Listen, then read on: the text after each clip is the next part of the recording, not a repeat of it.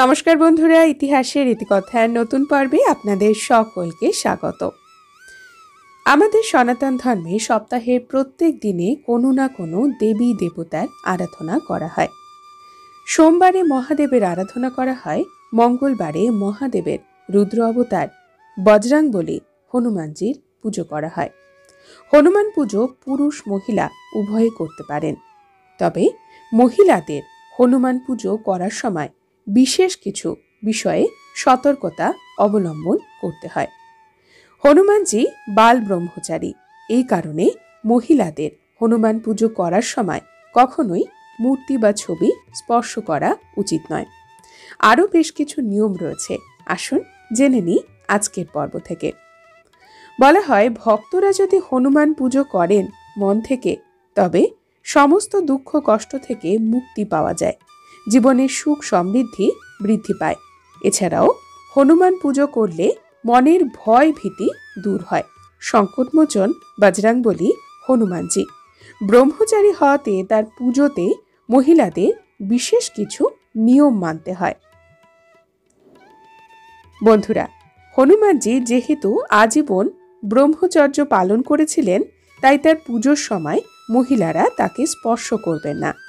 স্পর্শ না করেই হনুমানজির পুজো করুন, এতেই শুভ ফল পাবেন।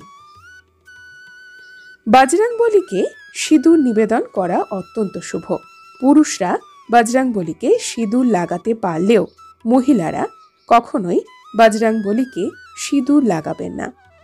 তার পরিবর্তে লাল রঙের ফুল নিবেদন করতে পারেন। আর সিঁদুর যদি অর্পণ করতেই হয়, তবে হনুমানজির পুজোর স্থানে সেটি রেখে দিন। হনুমান পুজো দুটো কারণেও করা হয়, একটি শনির দোষ থেকে মুক্তি পেতে, আর একটি মঙ্গলকে শক্তিশালী করতে, মাঙ্গলিক দোষ খণ্ডন করতে।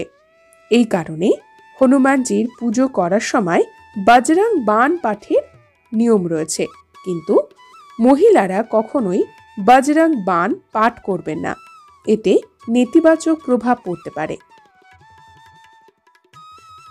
মহিলারা হনুমানজিকে পঞ্চামৃত দিয়ে স্নান করাতেও পারেন না।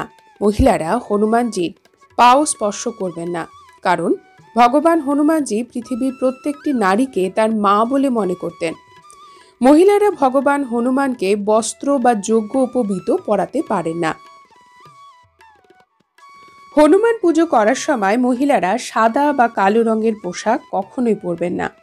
বজরাংবলীর পুজো করার সময় লাল, হলুদ, গোলাপি রঙের পোশাক পরাই শুভ। বজরাংবলীর পুজো করার সময় মহিলারা যে কাজগুলি করতে পারেন: প্রত্যেক মঙ্গলবারে আপনারা উপোস রাখতে পারেন, এবং উপোসের জন্য কোনো বিধিনিষেধ নেই। যেমনভাবে সকলে উপোস রাখে, আপনারাও উপোস রাখবেন। এই দিনে অনেকে লবণ গ্রহণ করেন না, আপনারাও যদি করতে না চান করতে পারেন। মহিলারা হনুমানজির পুজো করার জন্য নিজের হাতে প্রসাদ তৈরি করতে পারবেন। মহিলারা হনুমান চালিসা, হনুমান অষ্টক, সুন্দরকাণ্ড পাঠ করতে পারেন। হনুমানজির পুজো করার সময় মহিলারা প্রদীপ, ধূপ, ফুল ইত্যাদি নিবেদন করতে পারেন। বন্ধুরা, আজকের পর্ব এই পর্যন্তই। পরবর্তী পর্বে নতুন একটি বিষয় নিয়ে আপনাদের সঙ্গে কথা হবে। ততক্ষণ সকলে সুস্থ থাকুন, ভালো থাকুন, আর পুরো ভিডিওটি দেখার জন্য আপনাদের অসংখ্য অসংখ্য ধন্যবাদ।